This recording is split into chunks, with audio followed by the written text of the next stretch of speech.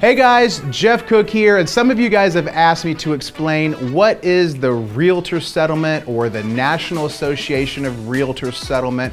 And while it's not massive news, I want to give you a quick rundown and explain exactly what's changed, how things used to be versus how things are currently. And again, not a significant change, but I want to give you just a little bit of synopsis, so stick with me as we go through our whiteboard analogy here. And first and foremost, it's important to note that just because of the change, realtors aren't all of a sudden working for free. We actually had someone call the office recently and they asked and they said, hey, I heard I don't have to pay commissions any longer. And I want to clarify, it's not that it's free to buy a house or free to sell a house, but just how the pay process works now is different, and we're going to explain that here today. So first I want to review the old way.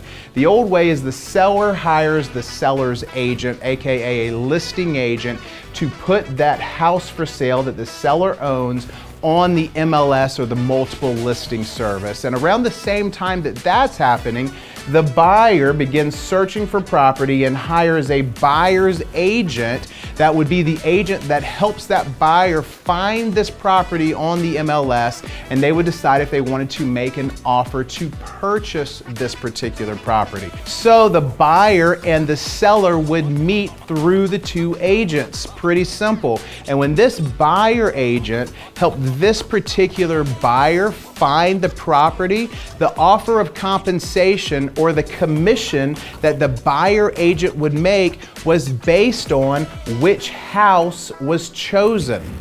So if this buyer decided to buy this house or that house, there would be different offers of compensation that are paid to this particular buyer's agent. So you may ask, well, if that model works so smoothly, then why the change? Well, the lawsuit stated that allegedly realtors or buyer agents were steering this particular buyer to buy this house or that house based on how much compensation was being offered here. So the change, or the new way, is that no longer can this particular home or any house have an offer of compensation attached to it. Instead, whenever this particular buyer finds this buyer agent before the house is found, this buyer and buyer agent will work out how much the total compensation will be for the buyer agent through the process versus it automatically being attached to the house. Now here's the kicker.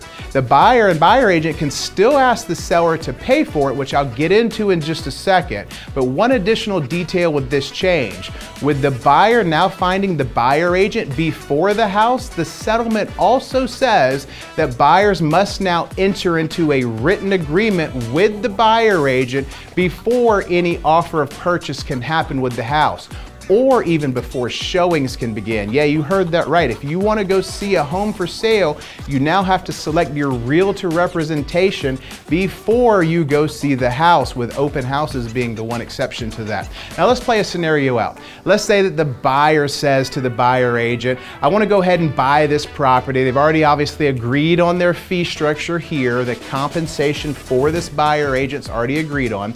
There's a few choices on how this compensation can take place. Number one, the buyer can say, okay, buyer agent, I'm willing to pay the compensation myself right out of my pocket.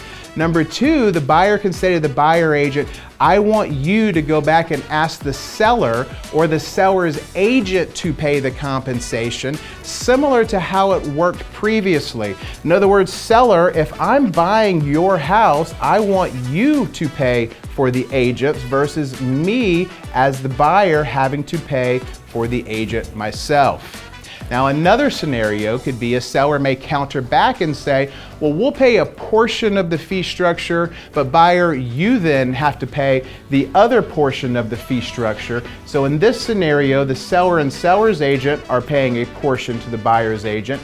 but then the buyer is paying the other portion to the buyer's agent to get to the fee structure.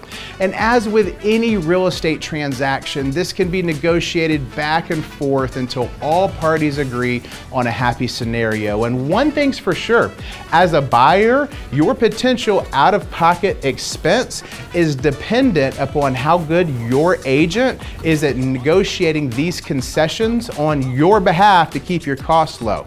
So for example, if you want to minimize your expense, the best thing you can do is have a strong strategy going in up front on how to make sure your expenses and the agent compensation fees are covered. If you have any other questions or you want to learn more about our strategies on how to minimize your cost as a buyer, feel free to reach out to us, shoot us a message, visit us online at jeffcookrealestate.com.